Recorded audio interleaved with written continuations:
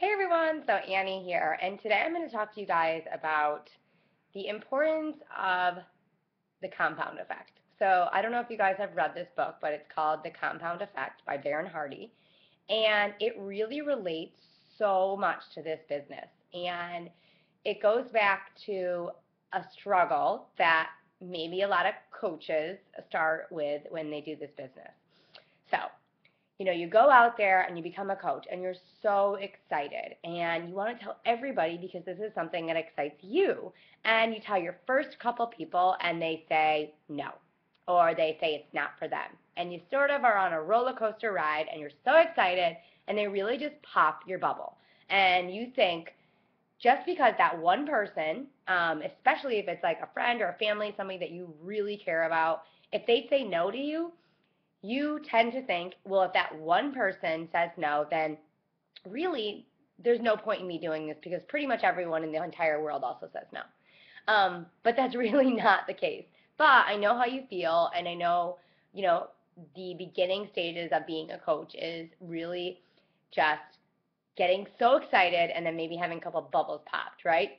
So you're on this roller coaster ride and you're planting seeds and you're inviting and you're sharing your journey, and that's really when you're going to start to get those first couple no's and people popping your bubbles and those needles in the haystack, so to say.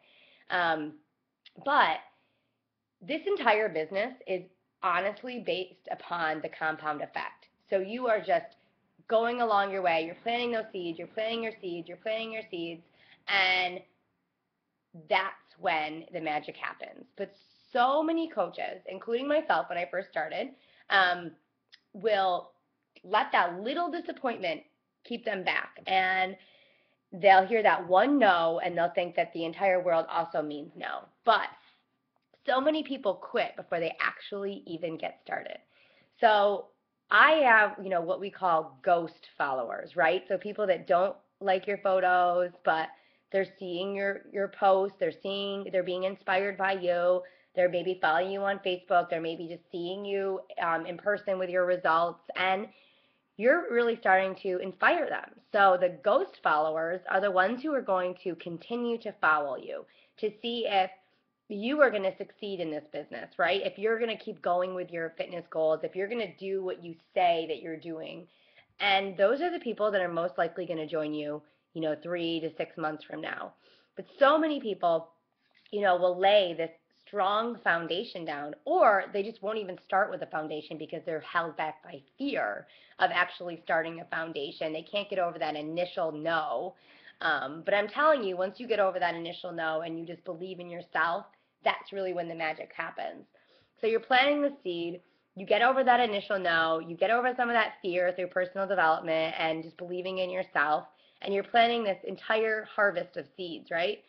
And you going out and watering them every single day, so continuing to be consistent, continuing to drink your Shakeology, continuing to be a product of the product, you're inspiring all these ghost followers that you don't even really notice that you have.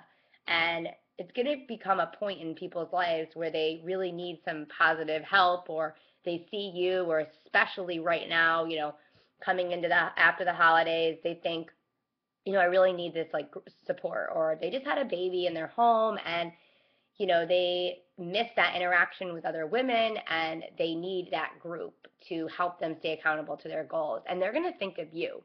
But so many people give up before they ever get started, and they don't lay down that foundation of planting seeds with people. They just think that this is some sort of get rich quick sort of thing. They ask two people, they can't reach emerald, and then they just give up. And I can't tell you how that is the most worst way to fail as a Beachbody coach. Thinking that you're just going to come into this business and everybody in the entire world is going to want to join you.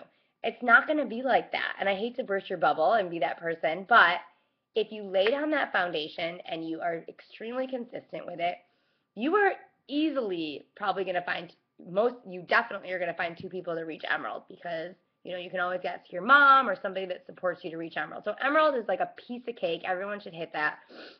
But the laying the foundation down of, building this business to, maybe where you want to go part-time or full-time is really going to be a more consistent thing of inspiring other people and laying down that foundation. And I'm telling you, there are going to be those ghost followers that are following you, and they're going to be watching you. And that's when you really need to reach out to people and get over your own fear, because the number one thing that holds most coaches back is actually themselves, and getting out there and sharing what this has done for you, because you wouldn't be here and you wouldn't have joined if it didn't do something positive in your life. And why wouldn't other people want to have that experience? This isn't for everybody, so you can't, it's not for everybody. So if it's not, then that's okay. But there's so many people out there that need just our group support or challenge groups, or maybe they want to pay it forward and be a coach. And above all, it's going to help them stay consistent and accountable to their goals. Because I know that I would never wake up at, 6 a.m. to work out every day if I didn't have this. So you have to keep laying that foundation. Do not give up before you even start planting those seeds, and being consistent in this business.